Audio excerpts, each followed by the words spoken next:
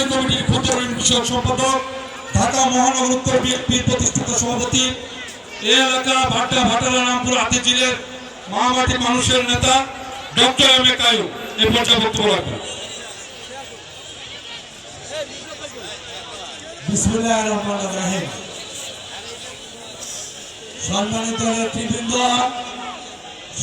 স্থানে সকালে বসে পড়েন।